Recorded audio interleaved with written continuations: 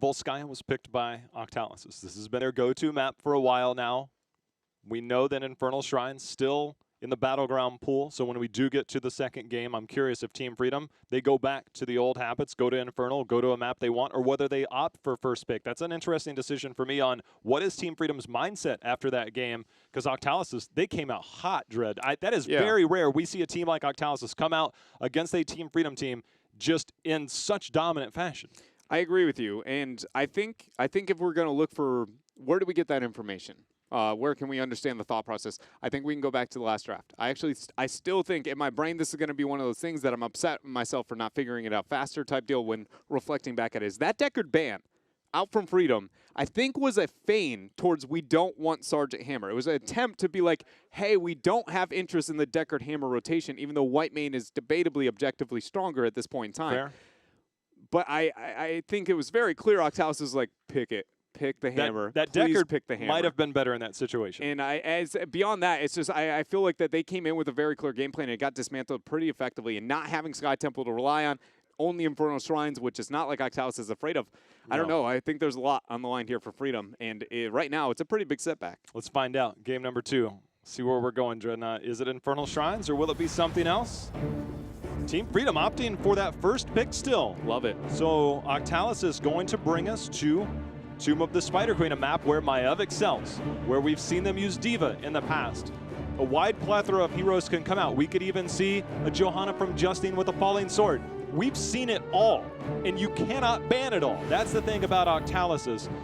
So Team Freedom, they'll have some work to do in their drafts. We saw them yesterday on Tomb of the Spider Queen, came through with the Gul'dan pick, ended up, Lutano put on a very good show in that game to close out that series. So Team Freedom, they still have so much on that side to try and do this. Octalysis, just in game number 1, put on a clinic. But I think that's a really good talking point because Freedom and Lutano have been one of the only teams to kind of bump the priority into the Gul'dan, into the Whitemane. And it does seem like it's very much trying to be an answer to the Aegis opportunity and things alike. But from my perspective, I feel like it's the opposite way around. Like if you hit a 5-man Horrify after I've hit my Aegis, like the only way is if you interrupt it. And the animation should be slow enough that I can probably deal with it most of the time. And then at 20, I get the upgrade, and then I make you look silly rather than the other way around. So it's a strange relationship that so far Lutano has found himself on the winning half of. It's just going to be interesting to see if that comes to light here in the series, and if so, is it more impactful than it's been in the past? Another ban on Abathur, despite it being Tomb of the Spider Queen. It has been something we've seen in the past, so it's not entirely unique. But if you're wondering about Tomb, why are we banning Abathur with these teams? More importantly, Octalysis in this. Yeah, they'll run Valera, Abathur, kill potential, doesn't matter. So Tyrande instead of the Deckard this go around. Genji and what else? The Maiev, I think that if Octalysis lets the Maiev through, that Team Freedom would be the team to pick that up. I think that's fair. I will say this too, based off the last game. If you're Octalysis, do you ban Medivh anymore? Or do you let it go through? The answer seems to be yes, that they are were willing listening. to. But it is an interesting dynamic. Ooh. As we get the first pick Whitemane. Snap lockdown. Yeah, I want to know. The biggest thing for Octalysis is when they deviate, they look for wave clear, usually very heavily in certain roles. And I want to know where they're going to be looking to pick that up here as we do get a Deckard in response, knowing that Tyrande is banned out. And then Pull the into a root, Dread, is terrifying for anybody. And the one thing is, for Maiev, we saw Justine on the Maiev on Cursed when they played against Team Freedom last week. We saw him just now on that. But at the Western Clash, and right after the Western Clash, Draded on a Maiev. Yeah. Phenomenal performances. So the fact that they have this flexibility and Freedom taking a page out of the book of Octalysis is we'll see Zul Tassadar. Whitemane Tassadar Zul, Dread. This is a new meta here we're experiencing. It is very much a new meta, and it's really funny because it poses the exact... When those 1-2 came in, I was like, where's the wave clear in the off-rolls? And I was immediately taken back at how little wave clear existed in those first 2 picks. Freedom Snap took the off-rolls that have the wave clear remaining, both the Zul and the Tassadar. The only thing left is debatably the Johanna, and it puts it in a very crippling position now for Octalysis. I want to see the strategy. Vala banned out. Cassia seems like she could be there, but I'm expecting a Tracer potential because you have the wave clear in the Tassadar, you have the wave clear in the Zul. Let Tracer do whatever. if you've ever seen Tracer on this map, Fan used to play it a lot on this map last year and some early this year. He could slaughter people. I mean, he's one of the best that we have. But at times, as the Tracer's just taken away. But when you would see the Tracer, it's a matter of like, well, we still got to make sure we have wave clear. Tassadar takes care of that if you've got a Johanna. But it's up to the Tracer to do all the work. Question answered here. Octalysis says, we'll just take it. It doesn't matter. And I'm going to throw it back to tier 3 I suggested yesterday. Lunara in these type of situations. I don't despise having her in these type of comps. Or the Sonya! Oh, baby, I like that a lot more. Here we go. Tass Sonya, an old pairing there. Zul as well to be able to help slow things down with that snare. Sonya doesn't have the one-shot capability she did in the past as much, but still pretty beefy, pretty effective there, and trades well into a Tracer. I'm not sure on what hero is Justin yet, whether we're going to get another support, something to deal with this, maybe a Zarya even. It will be a Phoenix instead, so that answers the wave clear. This is Sonya. This is so exciting. Because not only is this kind of like one of those Freedom taking a page out of Octalysis' notebook here, but then it's also Octalysis isn't following the same rule set that they always have, especially considering Tomb of the Spider Queen. A lot of the areas where they were able to get the advantages with their wave clear, and they don't have the wave clear advantage. So now they have a lot of responsibility to not only be the proactive team, but also be the one who doesn't make any mistakes in this type of situation. And what does that look like when Team Freedom plays this? I have no idea anymore. I want to say it seems like it's going to be amazing whenever they come in with a game plan, have good off-lane pressure with things like the Greymane, which they have. They seem usually unstoppable, but this is also Octalysis. So here's my plays in terms of plays and counter plays. So we know the Zul route, there's no cleanse from Tekard. Yrel likely to be in that bottom lane. So in the early game, post level 4, Yrel, if you're near the Yrel and you're getting hit with the Bone Prison, Yrel can jump over to you, provide you with that armor that you need to survive the oncoming onslaught that's going to be there while you're stationary. So that can help you. But Tracer has the blink. Even if you don't have your recall available, we did see this, you have to blink away. Yeah. Maiev has the iframe with her trait, can simply vault in the air. So you have different tools to be able to deal with the Bone Prison. I think it's going to be very important for the management of the blinks for Tracer and the trait for Justin on the Maiev to make sure not to get caught into that. They've played the Zul, but how much Zul have they played against Dreadnought? You know, that's one of those, the creator always has the insight and always has the innovation, and they do it well. But Jay-How, much like business practices, the first to come out with it usually is not the one who did it right the first time. And so it will be interesting to see if this is Freedom saying, you know what, like it was cool, we got it, but you didn't totally understand it here. Let me show you what we got going. Well, Draded on that Tracer, denying that potential. There's the root, only one blink needed, and it's blink management. Post level 7 will be different. There's going to be the root, the follow-up jump in, the tether back, the knockback, but Goku taking so much damage trying to stay alive. The root's going to come in. Oh, we're actually going to get the kill onto Zul. We are coming out firing right down the mid lane. Why not? Have at it. This is how Heroes is played. Go down mid lane, have a 5-on-5 skirmish, see who stands on top of this mountain in the early game. And Jay-How, I mean, I just said that I feel like Octalysis has a lot of responsibility to not make those kind of small mistakes and really just prove that they are the better team with this style of composition. There's a lot of risks, and I feel like they did it there over that first initiation. They had two different targets walking away at about 5%, if not lower, HP, saying calculated and then baiting out the kill as well. Justin has a vault, not going to even need it here as he makes it into safe positioning. The best part about wave clear on Tomb of the Spider Queen is that it gives you opportunities to set up plays elsewhere. Lutano, he's going to get tethered in there, but we'll have the vault. There's the root follow-up. That's the scary part. Lutano will get the disengage out onto the Greymane. When you control the wave clear, Dread, you have the different opportunities because you have time on your side to make plays happen. But that play right there saw Team Freedom walk away with 3 heroes at 50% or less, and Octalysis 80% or more across the board. You got to make more happen. They have the potential. Maybe there's something to just a bit off in the synergy. The bottom lane being pressured as well.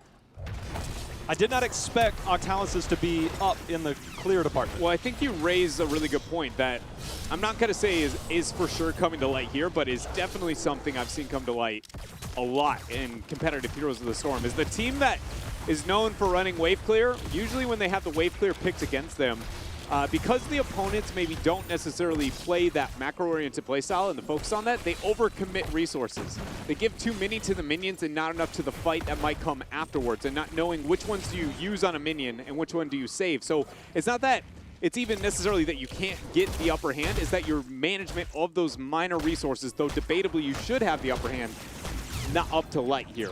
As I think we get bits and pieces of that from Freedom, but Octalysis responding very, very well as well. Well, now we're seeing Team Freedom go. Octalysis spending their time getting the night camp, this wall falling. These walls will always be the long-term play for Team Freedom. They get this wall down, they look for, if they can get the first turn in, to use that to an advantage to get the turn in, and then the push in the top lane and get an early fort down. The spear just missing over the wall. It's good positioning. We'll get a small turn in for Octalysis.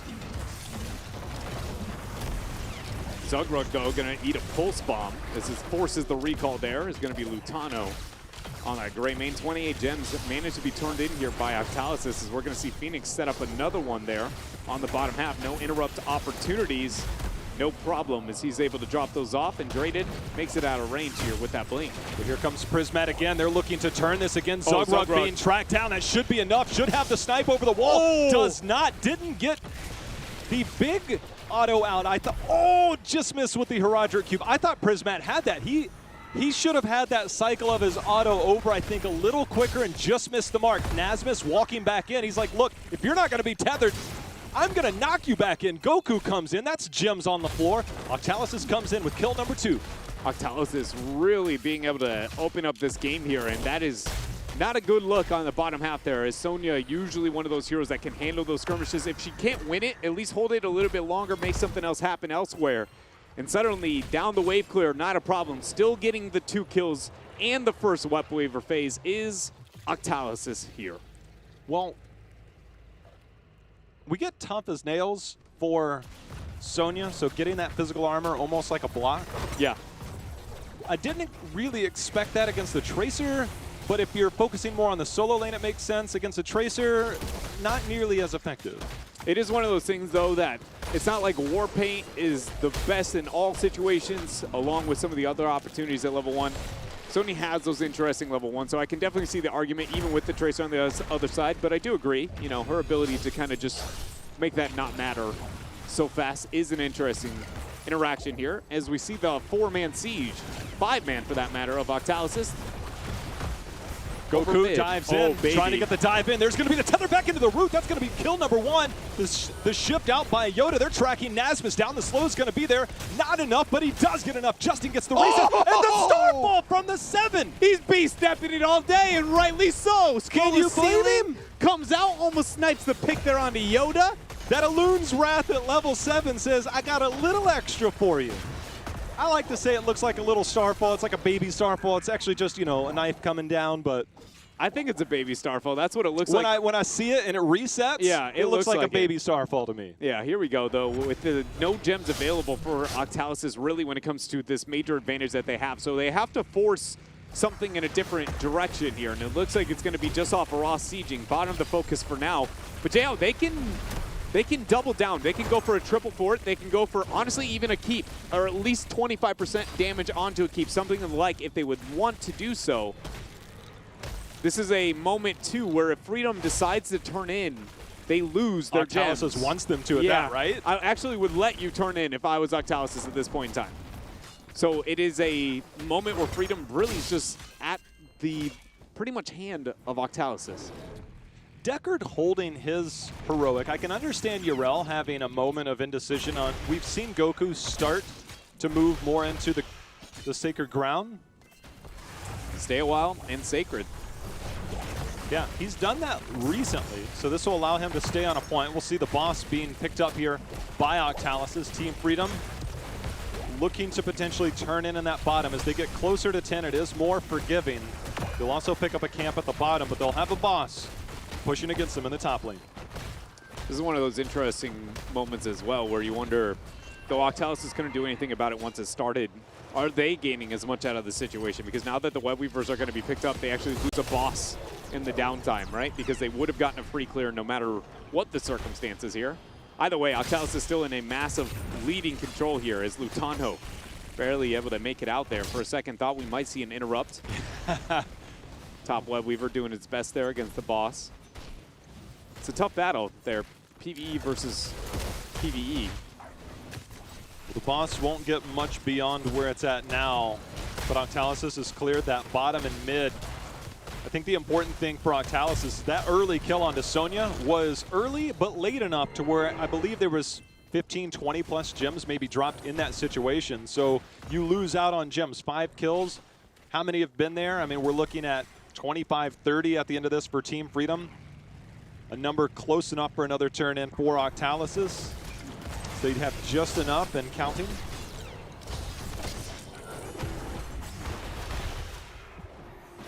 Freedom's got to find a way to catch somebody off here while Octalysis is split before the 13 talents here. Otherwise, it's going to be a night camp into 13 spike while forcing the Web Weaver phase after the fact. Is Justing and Priz already going to start this up. Freedom doesn't seem as though they're going to be able to force this. And because of that, likely another Web Weaver phase here. They're moving forward. Goku is marking his territory. Zugrug is just stuck in there as the Pulse Bomb will get kill number 1. Nasmus trying to make his way out, spinning to win, but Goku gives him the hammer and says, get back here. One more pull is going to help bring Nasmus back into the fray. He's living for now. Lutano somehow makes it out alive. Justin trying to get the reset, and somehow Dreadnought, Nasmus, and Lutano live, but Nasmus will be the first to fall in that fight. Yeah, and Goku's not done there. Able to get another leap onto Yoda, forcing out the dimensional shift, and now a Web Weaver opportunity. The gems, Dread. Yeah, it's a major setback there. 30 left onto the battlefield. And now, with this Web Weaver phase, depending on how much Octalysis get done, again, this is rounding those breaking points. Conveniently enough, both games, 13 into 11 as an objective spawns here for Octalysis. Well, we've highlighted the last few weeks on how quickly they are winning games, which just shows how much they're exerting their dominance on their teams. See if they can make quick work of it. But Team Freedom, one of the best we have here in North America, will do their best to hold on. It would start right here.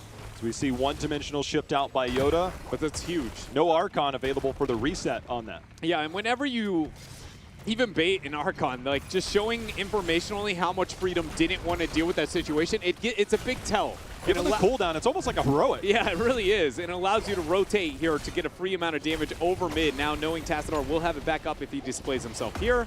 But a opportunity there in that downtime as bottom Web Weaver and top are really the playground for Octalysis here.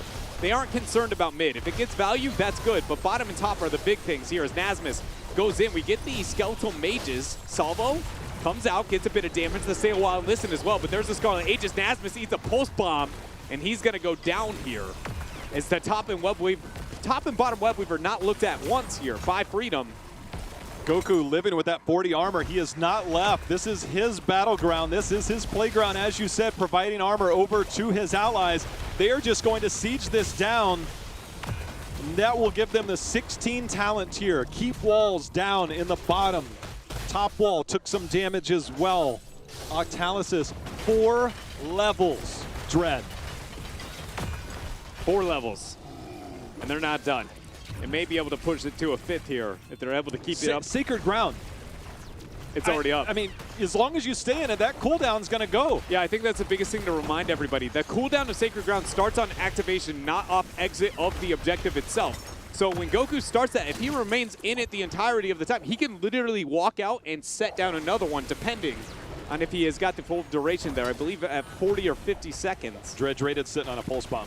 If somebody steps out of line, he's gonna give it to him. Dread took a lot of shots there. Sacred Ground is down. If they bait out the dimensional shift, that would be the biggest cooldown.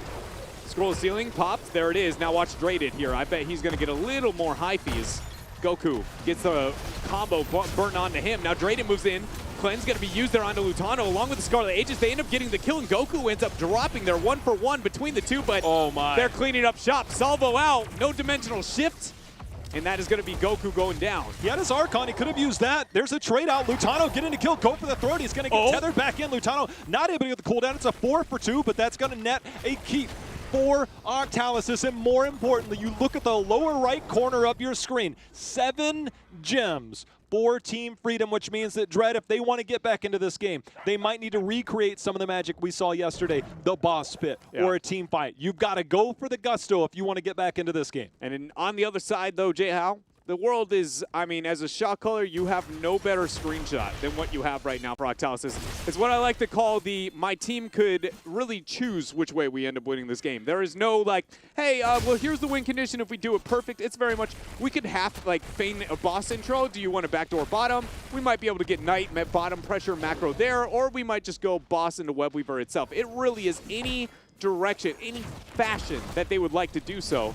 And Freedom understands that. They're trying to scout out the boss to make sure that that is not the area that they end up getting to play, because as you pointed out, that is really about the only point of recovery remaining for Freedom is a boss. Octalysis, see if they try and defend this. They already have 2 keeps down. When you're this far ahead, Dreadnought, it's conceivable. You can defend that top lane and get this, right? This is, I understand why they're making the transition here. Octalysis is going to end the game. Justin's looking to backdoor. It's just keep them busy. Give them the boss, that's fine. Make sure they don't get free push, make anything happen here, and eventually he can end because he's got Knight and Giant pressure through bottom and mid. And Freedom have to push with this. Freedom has 20 seconds until they have to back. Yoda's already going to start, and now Octalysis moves past this boss and should stop them from backing. Well, we see the damage coming out. Prismat will be targeted by that spear. The salvo comes out, the warp to follow. That core will start taking pressure. The fort will fall, but in comes Justin. He's got the tether on. The cleanse is going to be there. Nazmus surviving, but the Warden's Cage bringing everybody in. Goku getting low on health, but Team Freedom is bouncing around left and right, and now they're bouncing back all the way to their base as a double kill comes in. Drated going to get taken down by the Archon. See if Collusion can make it out. Collusion, scroll ceiling. Juke is there, but Goku leaps in. Not going to be able to hit the target there. Yoda now starts the back. Prismat, oh my, that was beautiful. He dimensional shift faked and then stood still in the shrub, allowing he put the side storm down. Lutano to sit there and think that he ended up leaving it. That was clever. That, I mean, it took me a second to like, oh, wait a minute. If you put it down there, that's saying that, oh, I'm somewhere else trying to dismount you or keep vision on you. That is such a brilliant play. It was, well done. He stays alive, Dread, but 2 keeps down, 74% on that core. No tracer for another 15 seconds, so Octalysis might have turned in a little early. They may have turned in a little bit early, along with that initiation being a little bit early over the last time, too. Justin forcing it a bit earlier or harder than he maybe would have liked, as he's going to have to eat this bone prison. Prismat in a bad spot for a moment as the Webweaver's descending. Bottom and middle still going to be threatening, so much so that we already see Lutano on the gray main. Getting rid of that over mid lane. We'll see what Octalysis can make happen here as Tracer just making her way in. Oh, Goku Tether taking advantage of that level 7, tracking down Nazmus. There was the reset on 1, but not the second. The Webweaver still at 50%, making its way through. Mid dealt with. Psystorm with that Psionic Echo completed and accomplished here, but getting a keep down seems inevitable. Justin trying to get the pull back in, does get the pull into the root. Nazmus is going to fall. Another beautiful combo here by Octalysis. Prismat comes out while on the backside, team takes care of business. That's a double kill for Octalysis. And that's the 20 spike here. Lash comes out and ends up getting the snare onto Goku, but Octalysis, they want to end this game. Yes, that Webweaver's weak, but they have no keeps remaining. They're ready with the 20 Palantir spike. Goku 9 seconds out from having his heroic as he gets the Sephirums to make it towards the core. 74% shielding removed. 28 seconds here. It's going to be close, but likely over to Octalysis and the damage coming through. 30%, 20, and that is game number 2 going over here to Octalysis. And now find themselves 1 game away from going up against Tempo. 2 games, Octalysis total kill count, 30-6. 30-6, 16-4 in that game, 14-2 in game number 1, if memory serves me correct. I believe you're right. And Octalysis has come out just swinging. And yeah. Dreadnought, look, we touched on a player, I'm not going to say who it was, but we talk about a lot about heroes and players and stuff like that, and people that have been around the league a long time, sometimes they plateau, sometimes some come up, sometimes some go down. It's just the nature of the way things work in our universe. Have you ever seen a player like Prismat, that he was a stellar player offline or online, yeah, and then he would get to lands, and then he had to fix some issues, came back, whatever. He's gone through some changes, gone through some roster changes for himself, but I don't think I've ever seen somebody in the way that he's done it here, the second half, phase 2, more importantly, ever come into his own quite the way that he has. Yeah. It's like, he was good. He was very good. Yeah. But something's flipped with this guy, man. He is just on a tear lately. I agree. I think there's very few players that have had that kind of, in and out and then be able to find themselves at the same level. Maybe be the outlier, but never with the, I guess, momentary hiatus, if you will, there of players like Prismaticism. He is a very unique individual as a human being, and when it comes to his play style and things of the like as well. But he has always found a way to be, I think the best way to equate him would be to K1 Pro-esque, right? Where it's even on and outstanding rosters, outlier numerically. When it comes to struggling rosters, probably still going to be an outlier there. And he's been able to keep that no matter the situation. It's very, very impressive what he's been able to do. And I think more so for me, it's the heroes that he's been able to do it with. He has not the most typical of hero pools when it comes down to it. A little bit of this, a little bit of that here and there. It's been impressive to watch. We'll see if they can continue that success. Octalysis is 1 game away from moving on until tomorrow, but Team Freedom, we're going to see if they can bring it back. We'll be back after this commercial.